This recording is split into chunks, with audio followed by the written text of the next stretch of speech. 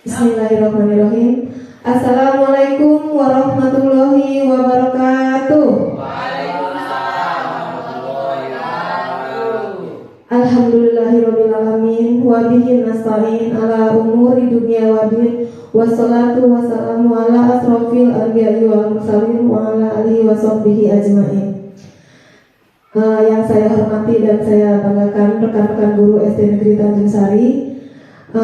Pertama-tama marilah kita panjatkan puji syukur kita kehadirat Allah Subhanahu wa taala karena kita masih diberi nikmat sehat yang sangat luar biasa, dan alhamdulillah pada siang ini bisa hadir di sini untuk menemani saya melakukan diseminasi modul 1.4. Salawat serta salam semoga tercurahkan kepada junjungan kita, yakni baginda kita Nabi besar Muhammad Sallallahu Alaihi Wasallam, para keluarga, sahabat, dan kita sebagai umatnya hingga akhir zaman. Amin ya rabbal alamin. Pertama-tama saya ucapkan terima kasih kepada rekan-rekan guru semua yang sudah bersedia hadir dan meluangkan waktunya di sini. Di sini saya akan melakukan kegiatan diseminasi modul 1.4 tentang disiplin positif. Tetapi di sini saya tidak menggurui rekan-rekan semua. Di sini kita diskusi saja, kita sharing. Ini adalah merupakan salah satu tugas guru penggerak, yaitu di mana kami dalam satu modul itu ada empat poin yang harus kami kerjakan, dan alhamdulillah ini adalah modul 1.4 yang terakhir dari modul 1. Selanjutnya yaitu menyebarkan pemahaman dan penerapan budaya positif. Di sini kita sharing saja ya teman-teman. Saya tidak bermaksud menggurui rekan-rekan semua. Di sini ada 8 konsep inti budaya positif. Yang pertama, perubahan paradigma belajar, disiplin positif, nilai-nilai kebajikan, kebutuhan dasar manusia, motivasi perilaku manusia, posisi kontrol guru, keyakinan kelas, dan segitiga restitusi.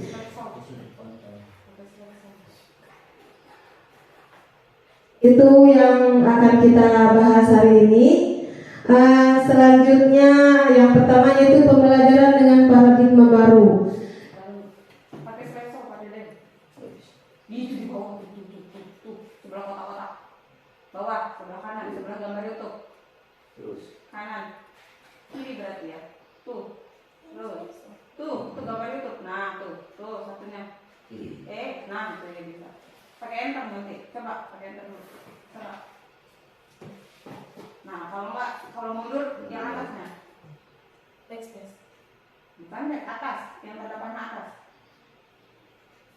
Ini. Ya. Lanjut lagi. Dari sini nanti bisa.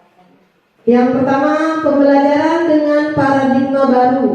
Pembelajaran dengan paradigma baru merupakan pembelajaran yang dirancang berdasarkan pembelajaran berdiferensiasi, sehingga peserta didik dapat belajar sesuai kebutuhannya berdasarkan tahap perkembangan sesuai teori psikologi modern untuk mewujudkan profil pelajar Pancasila. Miskonsepsi tentang teori kontrol. Di sini banyak sekali guru yang berilusi bahwa guru itu bisa mengontrol murid, juga bahwa semua penguatan positif itu dapat efektif dan bermanfaat, bahwa kritik dan membuat rasa bersalah itu mampu menguatkan karakter murid, dan ilusi yang terakhir itu bahwa guru berilusi itu bahwa orang dewasa itu berhak bermakna. Perubahan paradigma dan stimulus respon ke teori kontrol. Siapa sih sesungguhnya yang memiliki kontrol? Jadi di sini ada stimulus respon dan teori kontrol. Yang stimulus respon, kita mencoba mengubah orang agar berpandangan sama dengan kita. Yang teori kontrolnya, kita berusaha memahami pandangan orang lain tentang dunia. Yang kedua, perilaku buruk itu dilihat sebagai suatu kesalahan. Yang teori kontrolnya, semua perilaku itu memiliki tujuan. Orang lain bisa mengontrol saya. Teori kontrol, hanya Anda yang bisa mengontrol diri Anda. Stimulus respon, saya bisa mengontrol orang lain. Padahal menurut teori kontrol, Anda tidak bisa mengontrol orang lain. Stimulus respon pemaksaan ada pada saat bujukan gagal. Menurut teori kontrol, kolaborasi dan konsensus menciptakan pilihan-pilihan baru. Stimulus respon model berpikir menang atau kalah. Menurut teori kontrol, model berpikir itu menang dan menang semuanya. Selanjutnya, disiplin positif. Disiplin positif berasal dari bahasa Latin disciplin, yang artinya belajar disiplin mengacu pada disiplin diri yang memiliki tanggung jawab terhadap apa yang dilakukannya berdasarkan nilai-nilai yang diyakini. Disiplin positif merupakan salah satu cara penerapan disiplin yang bertujuan untuk menumbuhkan kesadaran serta memberdayakan peserta didik tanpa imbalan, penghargaan atau reward, ancaman atau hukuman. Sebagai pendidik, tujuan kita adalah menciptakan peserta yang memiliki disiplin diri sehingga mereka berperilaku mengacu kepada nilai-nilai kebajikan universal dan memiliki motivasi intrinsik dalam perubahan perilaku ke arah yang lebih baik. Selanjutnya, nilai-nilai kebajikan universal. Nilai-nilai kebajikan universal adalah sifat-sifat positif manusia yang merupakan tujuan mulia yang ingin dicapai setiap individu. Nilai-nilai tersebut bersifat universal dan lintas bahasa, suku bangsa, agama maupun latar belakang. Setiap perilaku atau perbuatan memiliki tujuan. Menurut Dr. William Glasser pada teori kontrol 1984. Yang kedua, dengan mengaitkan nilai-nilai kebajikan yang diyakini seseorang, maka motivasi intrinsiknya akan terbangun, sehingga menggerakkan motivasi dari dalam untuk dapat mencapai tujuan mulia yang diinginkannya. Menurut Diane Gosen 1998. Nilai-nilai kebajikan yang ingin dicapai oleh setiap anak Indonesia kita kenal dengan profil pelajar Pancasila. 5. Kebutuhan dasar manusia. Kebutuhan dasar manusia adalah segala sesuatu yang kita lakukan untuk mendapatkan apa yang kita inginkan. Seluruh tindakan yang kita lakukan memiliki tujuan tertentu dan semua usaha terbaik yang kita lakukan adalah dalam rangka agar kebutuhan dasar kita terpenuhi dengan baik. Adapun 5 kebutuhan dasar manusia, yang pertama adalah bertahan hidup, kasih sayang dan rasa diterima, penguasaan, kebebasan, dan kesenangan. Contoh kebutuhan dasar dari bertahan hidup yaitu bahwa manusia itu perlu makanan, pakaian, tempat tinggal, keamanan, dan kesehatan. Sedangkan kasih sayang dan rasa diterima itu rasa diterimanya butuh dipedulikan, berbagi, kerjasama, menjadi bagian dari kelompok. Contoh dari penguasa yaitu harga diri, keinginan untuk dianggap memimpin, berprestasi, diskusi, dan didengar. Sedangkan kebutuhan yang dibutuhkan dalam kebebasan yaitu mandiri, memiliki pilihan, mencoba hal baru, mampu mengendalikan arah dirinya. Sedangkan kebutuhan dasar yang kesenangan yaitu bisa bermain, humor, antusiasme, dan tertawa. Motivasi perilaku manusia. Ada 3 motivasi yang berhubungan dengan perilaku manusia. Ada yang motivasi ekstrinsik dan ada yang motivasi intrinsik. Yang pertama, untuk menghindari ketidaknyamanan atau hukuman. Kedua, untuk mendapatkan imbalan atau penghargaan dari orang lain. Ini termasuk ke motivasi ekstrinsik. Dan ada motivasi untuk menjadi orang yang mereka inginkan dan menghargai diri sendiri dengan nilai-nilai yang mereka percaya. Ini adalah motivasi intrinsik yang muncul dari dalam diri anak.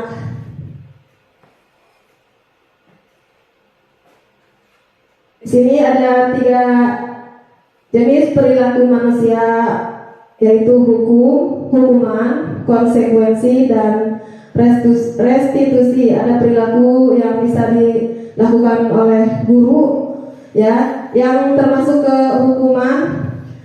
Itu contohnya misalkan tidak terencana atau tiba-tiba. Murid tidak tahu apa yang akan terjadi atau tidak dilibatkan. Bersifat satu arah dan berupa hukuman fisik atau psikis. Sedangkan yang termasuk ke konsekuensi yaitu sudah terencana atau disepakati sesuai peraturan. Murid tetap dibuat tidak nyaman. Di sini masih tidak nyaman ya murid, walaupun sudah disepakati. Dan sikap guru selalu memonitor murid. Sedangkan untuk restitusi, di sini proses menciptakan kondisi murid bagi murid untuk memperbaiki kesalahan. Proses kolaboratif yang mengajarkan murid untuk mencari solusinya sendiri. Ada 5 posisi kontrol guru. Yang pertama, posisi kita sebagai penghukum. Yang kedua, pembuat merasa bersalah. Ketiga, posisi sebagai teman. Yang keempat, posisi sebagai pemantau. Dan yang kelima, posisi sebagai manajer. Contoh penerapan 5 posisi kontrol guru di sini. Kasusnya adalah siswa tidak memakai atribut lengkap saat upacara bendera. Untuk posisi kontrol sebagai penghukum, langsung saja memerintahkan kepada murid langsung hormat pada bendera selama 1 jam. Ini adalah posisi sebagai penghukum. Yang posisi sebagai pembuat rasa bersalah, beberapa kali ibu harus memberitahu kamu selalu saja mengecewakan ibu. Ini untuk posisi pembuat rasa bersalah. Selanjutnya, contoh posisi kita sebagai teman. Ayo dong ikuti aturan sekolah, tolong bantu ibu atau bapak ya sekali ini. Ya sudah, tidak apa-apa, lain kali jangan sampai berbuat seperti ini lagi ya. Ini adalah contoh kalimat yang posisi kita sebagai teman. Nah, selanjutnya posisi kita sebagai pemantau. Posisi guru sebagai pemantau. Kamu sudah melanggar peraturan sekolah. Kamu tahu konsekuensinya?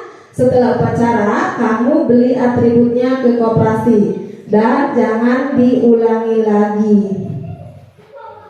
Ini adalah contoh di mana posisi kita sebagai pemantau. Selanjutnya, posisi kita sebagai manajer. Apakah kamu tahu kesalahan kamu? Kira-kira bagaimana kamu memperbaiki kesalahanmu? Jadi di posisi manajer ini kita lebih ke arah menanyakan keyakinan anak dan bagaimana cara mereka untuk memperbaiki kesalahannya. Nah, kira-kira posisi kontrol apakah aku? Saya kecewa sekali dengan kamu. Gimana? Posisi kontrol apa? Posisi yang kedua. Kontrol yang kedua. Posisi? Hukum yang kedua. Membuat merasa bersalah. Oke, kita lanjutkan. Kamu tidak pernah benar melakukannya. Posisi kontrol apakah aku? Yang tadi apa tuh yang terakhir apa? Bukan manajer.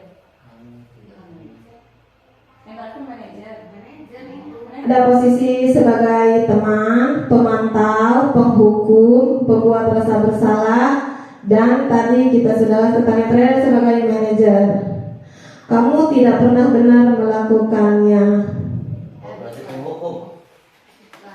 Karena dia Langsung mengejas ya, seperti itu. Masuk ke posisi penghukum. Kita lanjutkan. Apa rencanamu untuk menyelesaikan masalah ini? Apa? Ya, ini adalah posisi guru sebagai manajer. Selanjutnya, ayolah lakukan demi bapak atau ibu ya. Teman. Apa? Teman. teman. Selanjutnya, kamu tidak pernah mendapat nilai jika tidak mengerjakan tugas.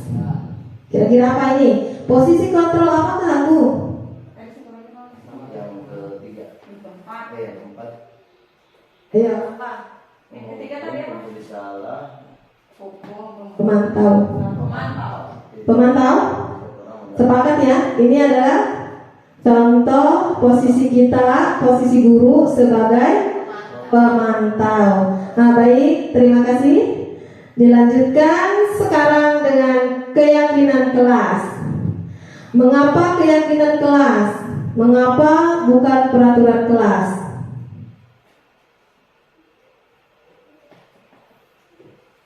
Kenapa? Ada yang bisa menjawab? Kenapa keyakinan kelas? Izin menambahkan Bu. Kalau menurut saya izin menambahkan atau menjawab terkait apakah peraturan ataukah keyakinan. Kalau menurut saya keyakinan itu lebih condong ke prinsip yang dibuat oleh anak itu sendiri, meyakinkan bahwa dirinya siap atau mampu untuk mentaati peraturan-peraturan yang dirinya sepakati. Contoh kecil misalkan dia meyakini sekolah itu siap datang jam 7, berarti dia sudah harus ada konsekuensi peraturannya itu datang jam 7 seperti itu. Mungkin itu sedikit, terima kasih. Baik, terima kasih. Boleh tepuk tangannya buat Pak Deden. Oke, terima kasih. Betul sekali ya, kenapa bukan peraturan tapi keyakinan? Karena keyakinan itu biasanya muncul dalam diri intrinsik anak.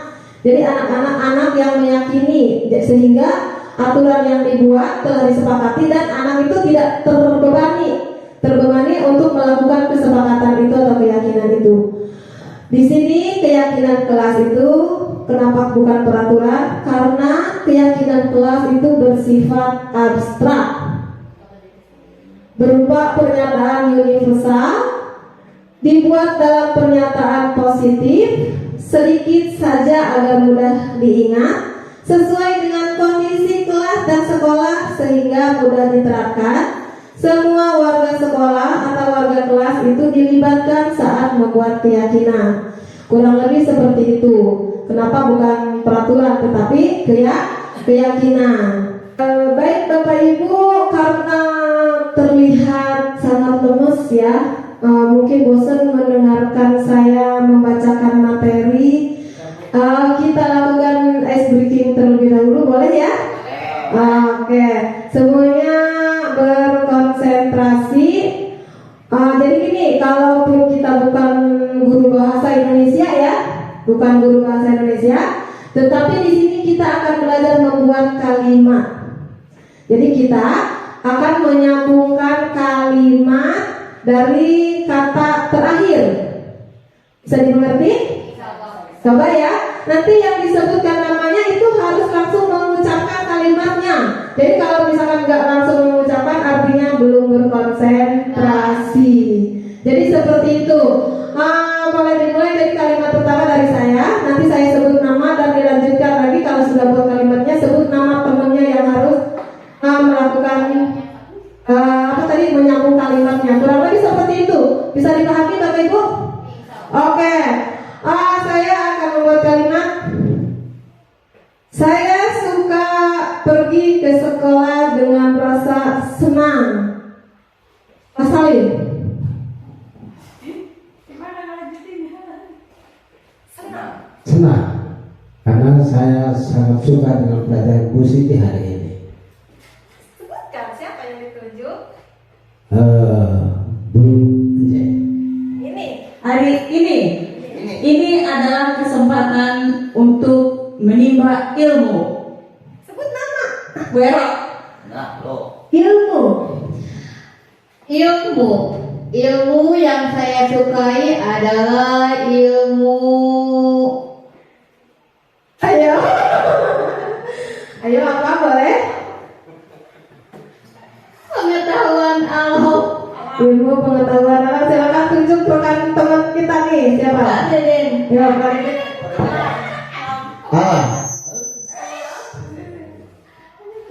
Pendidikan sangatlah penting bergaul dengan alam, karena alam bisa menjadi alam dulu.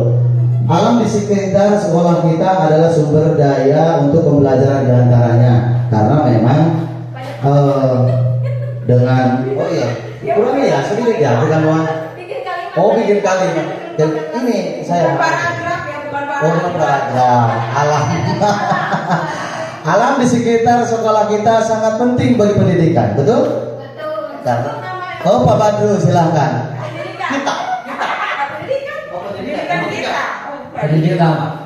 Pendidikan sangat penting bagi manusia hidup, terutama murid-murid. Oke, boleh tepuk tangan buat kita. Jadi gimana Bapak Ibu? Udah konsentrasi lagi? Ya, jadi kita bisa lanjutkan ke sesi selanjutnya ya. Selanjutnya ada segitiga restitusi. Segitiga restitusi yaitu suatu proses dialog yang dijalankan oleh guru agar dapat menghasilkan murid yang mandiri dan bertanggung jawab. Ada 3 dalam segitiga restitusi. Yang pertama itu menstabilkan identitas, yang kedua validasi tindakan yang salah, dan yang ketiga menanyakan keyakinan. Contoh menstabilkan identitas di situ setiap orang pasti pernah melakukan kesalahan. Kamu bukan satu-satunya yang pernah melakukan ini. Itu contoh menstabilkan identitas. Yang kedua, contoh validasi tindakan yang salah. Kamu tentu punya alasan mengapa melakukan itu. Atau adakah cara yang lebih efektif untuk mendapatkan apa yang kamu butuhkan? Sedangkan contoh untuk menanyakan keyakinan kelas apa yang telah kita sepakati. Kamu ingin menjadi orang seperti apa? Kurang lebih seperti itu contohnya. Dan di sini nih lebih rincinya, menstabilkan identitas. Berdasarkan prinsip membuat kesalahan adalah bagian dari proses pembelajaran. Contoh-contoh kalimat yang bisa kita buat untuk menstabilkan identitas murid. Yang pertama, berbuat salah itu wajar. Tidak ada manusia yang sempurna. Ibu atau bapak juga pernah melakukan itu. Ibu atau bapak tidak mau mencari siapa yang salah, tapi ibu atau bapak ingin mencari solusi dari permasalahan ini. Kamu berhak merasa begitu. Ini contoh kalimat di mana kita bisa menstabilkan identitas anak jika anak mengalami permasalahan di sekolah kita ya. Jadi kita stabilkan dulu identitas mereka. Selanjutnya ada validasi tindakan yang salah. Berdasarkan prinsip, setiap perilaku berupaya memenuhi suatu kebutuhan. 5 kebutuhan dasar tadi. Jadi setiap anak yang melakukan kesalahan itu pasti mereka mempunyai alasan kenapa mereka melakukan seperti itu. Dari 5 kebutuhan dasar tadi, jadi kebutuhan apa yang mereka terpenuhi. Nah, kita sebagai guru bisa melakukannya dengan cara validasi tindakan yang salah. Ini adalah contoh kalimat yang bisa kita gunakan, yaitu kamu pasti punya alasan kenapa kamu melakukan hal itu. Padahal kamu bisa melakukan yang lebih baik buruk dari yang ini ya. Nah, kamu patut bangga karena telah melindungi sesuatu yang penting buatmu. Kamu melakukannya karena mempertahankan sesuatu yang penting bagimu. Ini adalah contoh kalimat yang bisa kita lakukan untuk merestitusi anak dalam memvalidasi tindakan yang salah. Selanjutnya menanyakan keyakinan. Berdasarkan prinsip teori kontrol bahwa pada dasarnya kita itu termotivasi secara intrinsik. Beberapa contoh kalimat yang bisa kita gunakan untuk menanyakan keyakinan. Apa keyakinan kelas kita? Nilai-nilai apa yang telah disepakati bersama?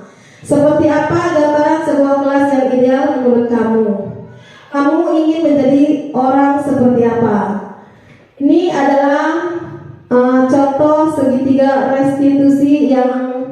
kita lakukan bersama ya, rekan-rekan semua, bisa kita lakukan di sekolah kita. Kalau kita menemukan anak yang bermasalah, jangan sekali-sekali kita langsung menghukum.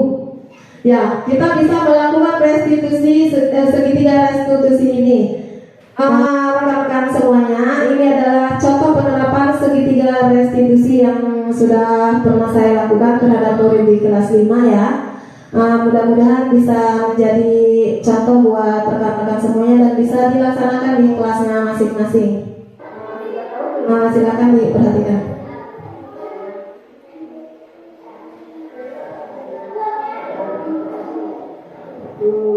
Menurut Ibu, apakah selama masuk sekolah itu merupakan kegiatan yang baik? Oh, tidak apa-apa, semua orang pasti melakukan kesalahan karena tidak ada manusia yang sempurna. Bahkan, guru juga pernah melakukan kesalahan seperti ini, tapi di sini guru tidak akan mencari kesalahan orang, tapi kita di sini akan mencari solusi bagaimana cara menyelesaikannya. Kamu pasti punya alasan.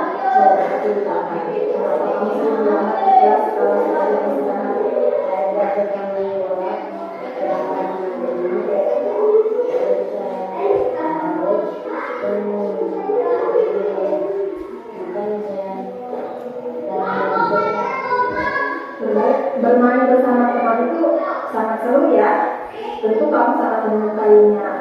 Ada nggak solusi yang bisa kamu lakukan agar kamu bisa tetap bermain dengan teman kamu dan bisa belajar tetapi tidak terlambat masuk ke kelas? Dan saya membagi waktu yang kira-kira akan kamu lakukannya? Mulai besok saya akan berjalan berkomitmen untuk selalu tepat. Ibu, kamu masih ingat tidak kira-kira tulisan kita buat dan kita sepakati? Kira-kira kelas apa yang berkaitan dengan hal ini? Benar sekali. Jadi selanjutnya kamu pengen menjadi murid yang seperti apa? Saya ingin lebih bisa menghargai waktu, menghargai diri saya dan juga menghargai guru dan Ibu, sekarang kita sudah mencoba solusinya.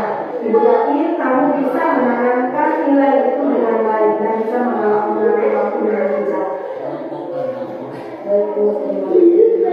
Ibu, sekarang kamu boleh bermain lagi dengan teman-teman kamu ya.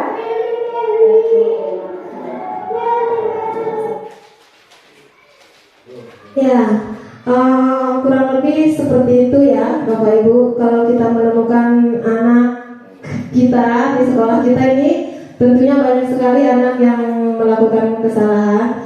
Jadi kalau dulu mungkin kita ya, bukan mungkin, sering kita lakukan adalah langsung menghukumnya atau langsung memberi konsekuensi.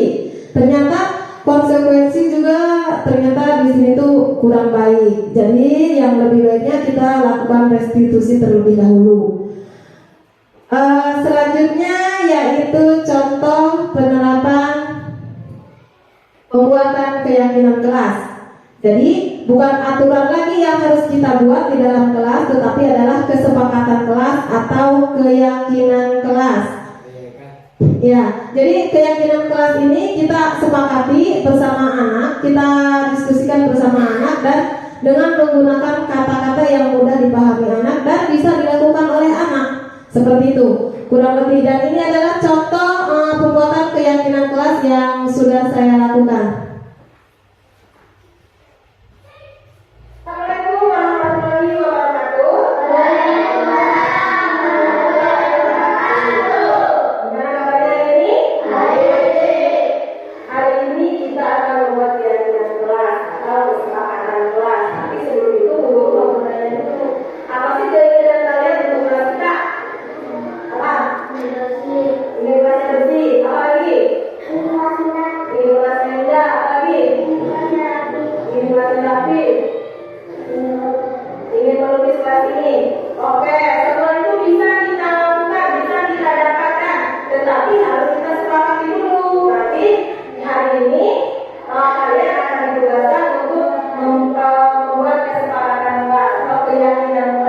Jadi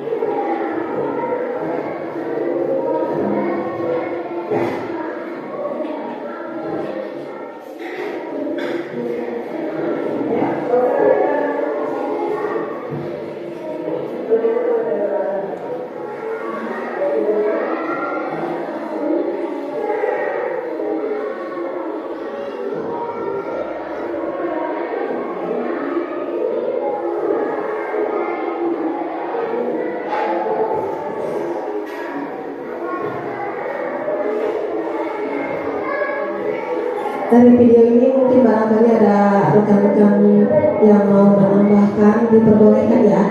Takutnya ada yang masih kurang, harusnya seperti ini gitu. Baik, masing-masing sudah menuliskan dua keinginannya. Nanti kita bahas satu-satu. Sekarang kita bahas satu-satu. Dan kita sepakati bahwa ini adalah keyakinan kelas kita, tapi harus kita harus kita lakukan. Kalau kita melakukan, tapi nanti ada konsekuensi yang harus kita terima. Satu persatu. Aku ingin kelas ini indah. Maksudnya gimana nih? Kita lompat terlebih dahulu ya. Kerapihan. Terus ingin melihat kelas. Kerapihan lagi. Ingin kelas bersih. Kebersihan jangan di sini ya. Sini. Bekerja sama menjaga kebersihan. Oke, di sini. Datang tepat waktu. Ada nih. Kehadiran. Ngomong di sini. Ingin kelas bersih. Tapi di sini. Aku ingin melukis kelas ini dengan indah. Mana? Ke kamera lagi. Kebersihan. Tidak berlari di kelas. Boleh. Ke peraturan. Bertanggung jawab dalam kelas. Mana? Peraturan. Berkonsentrasi dalam belajar. Peraturan. Begini. Lebih dalam belajar ya. Selalu datang tepat waktu. Mana? Hadiran. Jaga meja tetap rapi. Hah? Kebersihan. Ya, beda. Hormati guru dan teman. Sini. Berbagi dan bergiliran. Mana? Sini. Saling berbagi berarti sini. Saling membantu. Terus berdoa sebelum belajar dan sesudah belajar. Oke. Ini adalah keyakinan yang sudah kalian buat dan sudah kita kelompokkan. Sekarang kita menuliskan keyakinan kelas kita ya. Keyakinan kelas 5. Satu apa tadi? Tentang apa? Tentang disiplin. Apa tadi?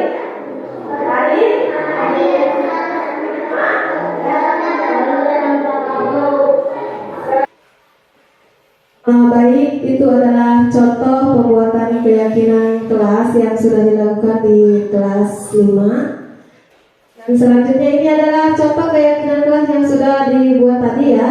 Kita menyepakati bahwa akan selalu datang tepat waktu. Jadi kalimatnya pernyataan-pernyataan yang sudah dibuat anak tadi dirubah menjadi kalimat positif. Jadi sehingga bisa dilakukan atau bisa diterapkan sebagai kesepakatan kelas. Yang pertama, selalu datang tepat waktu. Yang kedua, berdoa sebelum dan sesudah belajar. Ketiga, menjaga kebersihan kelas. Keempat, berkonsentrasi saat pembelajaran. Dan yang kelima yaitu bertanggung jawab dalam menyelesaikan tugas. Ini adalah contoh keyakinan kelas 5. Dan mudah-mudahan nanti rekan-rekan semua bisa menerapkannya di kelas masing-masing ya. Selanjutnya yaitu penutup. Dalam penerapan disiplin positif, hendaknya guru memiliki standar kepribadian profesional dan sosial yang baik, di mana guru mampu merefleksi dirinya dalam posisi kontrol saat ini. Bagaimana perjalanan dirinya sebagai among atau manajer yang menuntun murid-muridnya menjadi insan yang mandiri, merdeka dan bertanggung jawab. Ini dikutip dalam Standar Nasional Pendidikan. Mungkin itu saja materi yang bisa saya paparkan. Kurang lebihnya mohon maaf. Barangkali ada sharing atau diskusi terkait dengan penyampaian materi, dipersilakan. Menyampaikan sedikit ya Bu.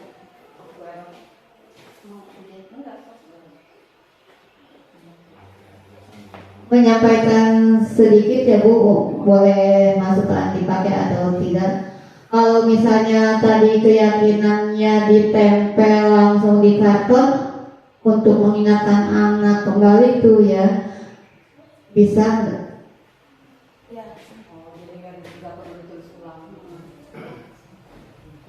Keyakinan kelasnya ditempel di kantor. Jadi begini, Bapak dan Ibu, keyakinan kelas atau sekolah sama ya sebetulnya, bukan berbeda. Maksudnya yang berbeda hanyalah tempatnya. Kalau kita buat keyakinan kelas di kelas masing-masing, kita tempelnya nanti di tembok kita masing-masing, di tembok kelas masing-masing. Adapun keyakinan sekolah, nah kalau keyakinan sekolah itu dibuatnya kita bersama guru atau beberapa atau siswa dengan kepala sekolah, kita sama membuat keyakinan juga seperti tadi. Jadi kita sepakati. Kalau keyakinan kelas tidak bisa ditempel di kantor, kenapa? Karena kelas kita berbeda-beda ya. Jadi aturannya juga, bukan aturan, maksudnya keyakinannya juga pasti berbeda-beda. Kelas 1 dengan kelas 5, kalimatnya juga mungkin mereka belum mengerti dengan yang namanya berkonsentrasi dalam pelajaran. Jadi kelas 1 itu kalimatnya lebih disesuaikan lagi, lebih dirinci lagi supaya anak memahami. Jadi kita membuat keyakinan kelas masing-masing kelas sesuaikan dengan tingkat kelas yang kita ampuh. Kurang lebih seperti itu. Barangkali ada lagi, Pak Deden? Terima kasih waktunya. Izin berdiskusi sedikit terkait tadi ada 5 item disiplin ya. Maaf, yang tadi kebutuhan dasar itu yang pertama itu selaku diulang lagi Pak Siti. Hukum.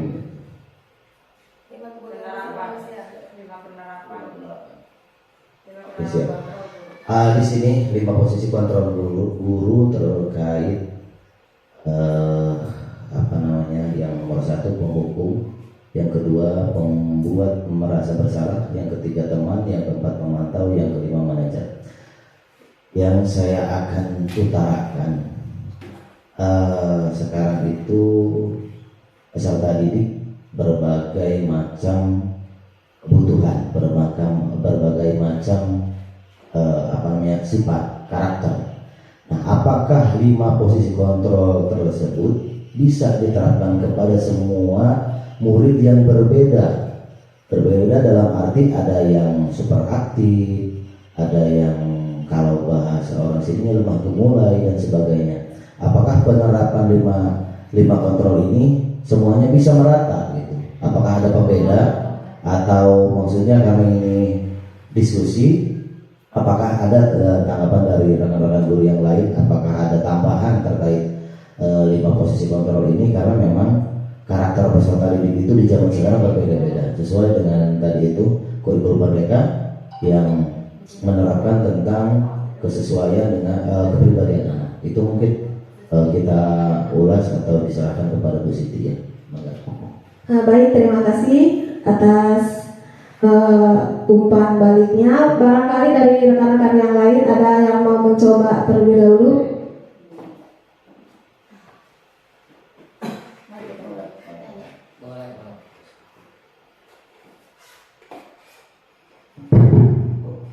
Yes, ya. Izin menanggapi dari Pak Deden ya. Ini menurut pendapat saya, mungkin Bapak Ibu juga yang lain punya pendapat sendiri. 5 posisi kontrol yang harus dimiliki mungkin ya. Kalau menurut saya penerapan ini dapat kita sesuaikan dengan karakteristik anak, karena tidak semua anak menerima ketika dia salah kita beri langsung hukuman. Ada yang sensitif, ada yang memang benar sadar gitu ya. Ada juga yang perlu kita tangani sebagai teman gitu. Jadi tidak semua kontrol ini bisa kita praktekkan di setiap anak gitu. Bisa jadi satu anak bisa kita gunakan yang sebagai manajer atau sebagai teman, seperti itu. Silahkan mungkin teman-teman yang lain ada yang mau berpendapat. Ada? Kalau tidak ada, baik, saya sedikit meluruskan. Di sini ada 5 posisi kontrol guru, ya. Jadi di mana kita sebagai guru, di sini kita harus memiliki posisi kontrol kita. Yang pertama, di sini ada 5. Yang pertama ada penghukum, pembuat rasa bersalah, teman, pemantau, dan manajer. Nah, di dalam posisi kita sebagai penghukum, semuanya masih kita kan langsung menghukum anak gitu ya. Nah, dampaknya itu akan berdampak panjang bagi anak. Jadi kalau bisa kita sebagai guru hindari posisi sebagai penghukum. Yang kedua, pembuat merasa bersalah. Jadi kita kan ada nggak yang pernah melakukan, kalau saya sudah pernah, mungkin sering ya melakukan di kelas. Kenapa sih kalian nggak melaksanakan piket umum, kan gurunya jadi dimarahin sama kepala sekolah. Ternyata itu menurut saya sudah benar. Karena apa? Karena saya berpikir anak itu akan tumbuh rasa bersalahnya. Ternyata menurut teori posisi kontrol itu juga berdampak negatif bagi anak. Dan posisi kita sebagai teman, kita pasti berpikir kalau kita menjadikan murid kita sebagai teman, pasti anak itu akan bu gurunya asik, bu gurunya hebat, bu gurunya enak gitu. Ternyata ini juga ada dampak negatifnya. Jadi kalau kita berpindah kelas, barangkali karena tadinya di kelas 5 udah dijadikan teman sebagai guru kelas 5 nih, tiba-tiba ketemu dengan bu guru ya, guru di kelas 6, misalkan bu gurunya nggak asik, pengen jadi guru kelas 5, itu dampak tidak baik juga. Jadi si anak itu pengennya sama ibu itu aja, sama bapak itu aja, jadi nggak mau, pengennya temenan sama itu aja. Jadi masing-masing ada dampak negatifnya. Dan pemantau, posisi pemantau, di mana kita di sini memantau anak yang melakukan kesalahan dan langsung memberikan konsekuensi yang diberikan yang harus dilakukan oleh anak itu. Ternyata itu juga kurang efektif, ya Pak. Kurang efektif dilakukan ke anak karena dampaknya juga karena mereka melakukan kerapian. Contoh tadi anak yang atributnya kurang lengkap disuruh langsung ke koperasi dan membeli atributnya. Itu juga mereka masih mengalami keterpaksaan karena disuruh guru gitu, karena disuruh Pak Guru untuk melakukan hal itu. Nah, untuk posisi manajer, kita sebagai guru di sini sebisa mungkin diwajibkan gitu ya, kita harus bisa menjadi posisi sebagai manajer, di mana nanti kita akan melakukan restitusi, segitiga restitusi. Setiap anak melakukan kesalahan, kita akan merestitusi anak sesuai dengan karakter anak. Jadi kita tanya kebutuhannya, kita tanya alasannya. Jadi kita menstabilkan identitas mereka dulu, kenapa berbuat kesalahan. Terus ditanyakan keyakinan apa yang sudah dilanggar, baru kita bisa menjelaskan apa ada tidak yang bisa dilakukan. Itu akan tumbuh di dalam diri anak. Jadi anak itu tidak terpaksa, oh iya Bu baik saya akan berbuat, tapi dalam diri anak, tidak dipaksa oleh kita.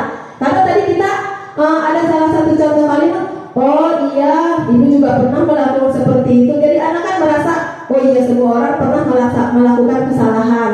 Tetapi di sini kita tidak mencari kesalahannya, tetapi mencari solusi bagaimana cara menyelesaikan masalah ini. Kurang lebih seperti itu ya Bapak Ibu. Semoga bisa dipahami. Barangkali ada lagi? Intinya apa? Kita harus menjadi manajer yang baik. Kira lagi boleh? Ya intinya berarti dari penjelasan Ibu Siti, 5 posisi kontrol guru ini Yang terbaik. hampir semuanya pernah kita lakukan ya. Hampir Kita semua. Mungkin kita merasa jadi teman itu adalah yang terbaik gitu ya.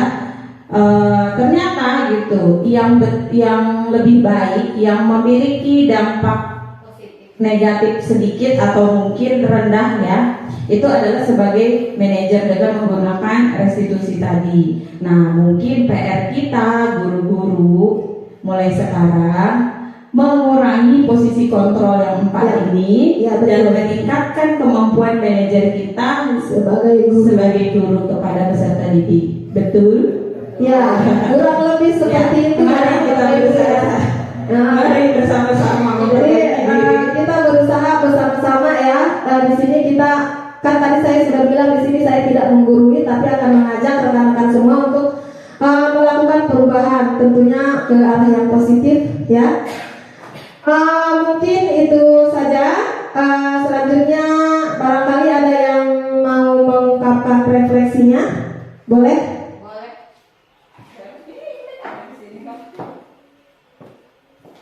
Jadi kita refleksikan kegiatan kita hari ini.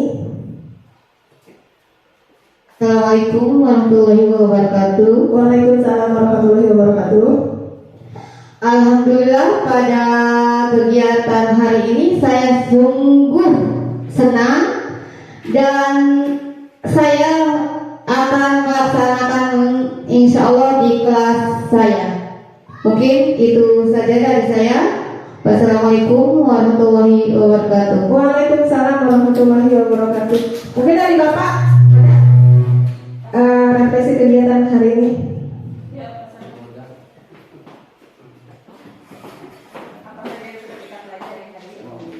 Assalamualaikum warahmatullahi wabarakatuh. Waalaikumsalam warahmatullahi wabarakatuh.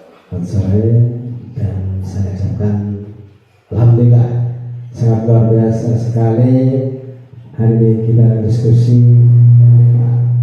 sampai aja ternyata sungguh luar biasa dan mudah-mudahan kita bisa mengaplikasikannya di kelas. Jadi yang tadi saya mengatakan ternyata sudah dibahas langsung oleh teman kita.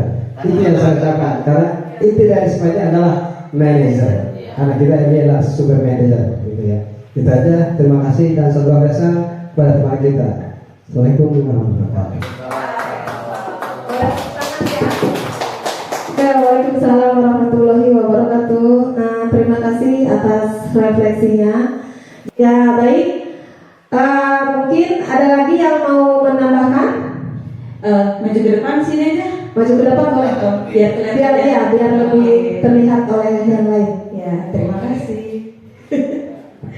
Ya baik, untuk refleksi hari ini ya, alhamdulillah kita dapat pengetahuan lebih ya, yang tadinya nggak tahu jadi tahu. Terima kasih Bu Siti pemaparannya. Yang pertama terkait peraturan kelas dan keyakinan kelas ya. Akhirnya kita tahu bahwa yang baik itu bagi anak-anak adalah keyakinan kelas, agar ada kesepakatan antara kita dengan murid. Biasanya yang sering kita lakukan adalah kita membuat aturan sendiri, lalu murid manggut-manggut aja gitu ya. Nah itu. Kemudian yang tadi 5 kontrol guru. Nah saya menyadari kelima ini, bahkan mungkin 4 ya, penghukum, pembuat merasa bersalah, teman dan pemantau. Itu paling sering kami laksana, mungkin paling sering terjadi pada diri kita ya sebagai guru ya, tanpa kita sadari. Dan hari ini akhirnya kita semua sadar bahwa keempat posisi kontrol yang sering kita lakukan ini itu memiliki dampak yang sangat negatif bagi peserta didik kita. Jadi kembali lagi, jadi bagaimana kita dapat memberikan mengurangi dampak negatif dari peserta didik kita? Ya berarti kita sebagai manajer, dan proses sebagai manajer itu tadi juga sudah dijelaskan oleh Bu Siti. Alhamdulillah kita dapat pemahaman dan mudah-mudahan kita bisa mempraktekannya nanti di kelas kita masing-masing. Ya, terima kasih Bu Siti. Assalamualaikum warahmatullahi wabarakatuh. Waalaikumsalam warahmatullahi wabarakatuh. Ya, selanjutnya dari Pak Deden barangkali akan mengungkapkan refleksi kita hari ini. Terima kasih atas waktunya Bu Siti dan terima kasih atas berbagi ilmunya untuk hari ini yang menurut saya 1 jam ini lama tadinya. Ternyata ketika kita sudah berdiskusi seperti ini, perasaan 1 jam itu terlewati dengan sangat cepat, karena memang berbagi ilmu itu sangatlah indah. Apalagi yang tadi sudah kita lihat pemaparan dari Bu Siti terkait segitiga retusi, terkait 5 controlling guru, itu memang tadi sudah diutarakan sama rekan-rekan guru bahwa 5 controlling guru itu memang sudah kita terapkan ke 4-4-nya, rata-rata 4 ya. Saya pun sama 4 kegiatan yang sudah kita terapkan di kelas kita, yang sering kita terapkan, penghukum dan sebagainya. Memang tadi itu banyak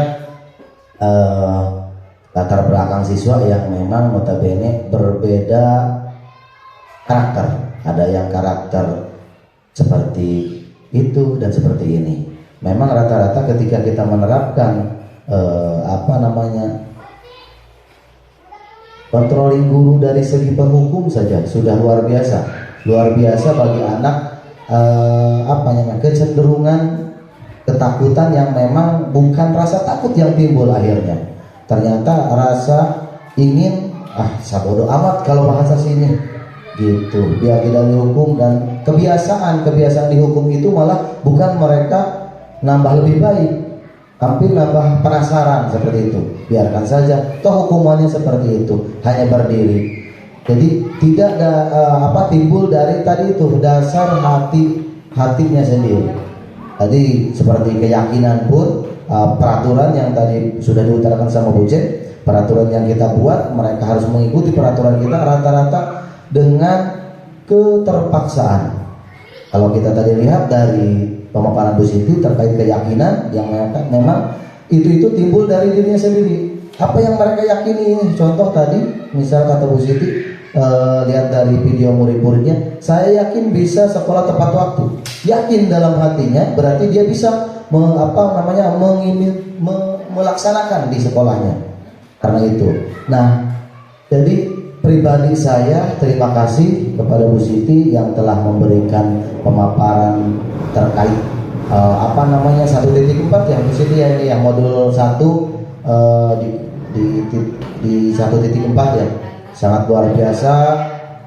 Insya Allah saya ke depan juga ingin melaksanakan di kelas saya, ingin mengadopsi lah, contohnya mengadopsi, dan minta bimbingannya kepada Bu Siti.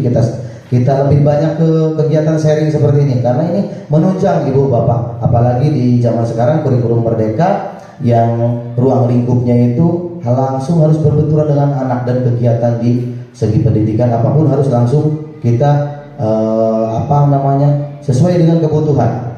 Tidak lagi seperti dulu yang hanya sebatas kita memberikan pelajaran, tapi sekarang apapun kegiatan kita harus ditiru oleh anak. Ada seperti itu pembelajaran seperti profil Pancasila dan sebagainya, itu pun timbul dengan rasa yang harus memang kita sendiri yang dari awalnya. Mungkin itu Bu Siti, terima kasih atas waktunya dan berbagi ilmunya. Saya harap waktu ini akan bisa kita ulangi di minggu-minggu ke depan, karena sangat luar biasa berbagi ilmu ini. Terima kasih. Assalamualaikum warahmatullahi wabarakatuh. Waalaikumsalam warahmatullahi wabarakatuh. Terima kasih Pak Dede dan semuanya yang sudah memberikan refleksi.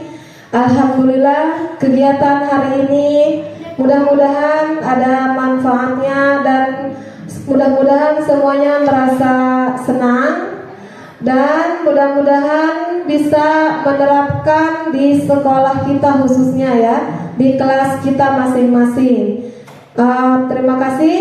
Mungkin itu saja yang bisa saya sampaikan. Wabillahi taufiq wal hidayah. Wassalamualaikum warahmatullahi wabarakatuh.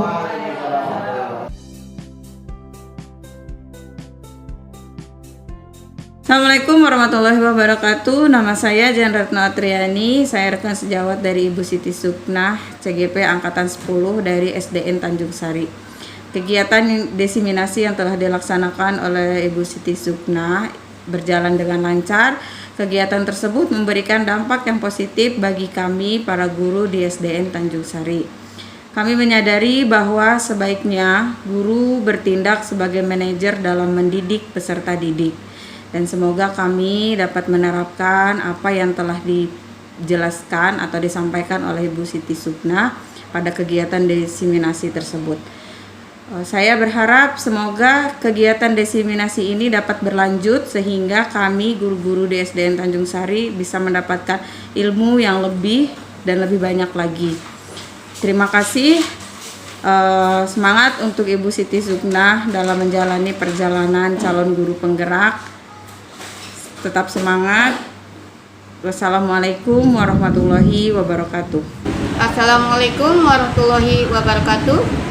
Nama saya Ella Rokaya, rekan sejawat dari Ibu Siti Sukna, CGP dari Angkatan 10 SDN Tanjung Sari. Kegiatan diseminasi yang dilakukan Ibu Siti memberikan manfaat serta memotivasi kami agar dapat mendidik peserta didik dengan lebih baik.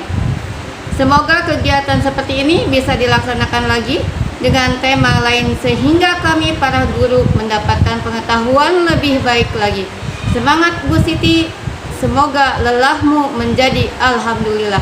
Wassalamualaikum warahmatullahi wabarakatuh.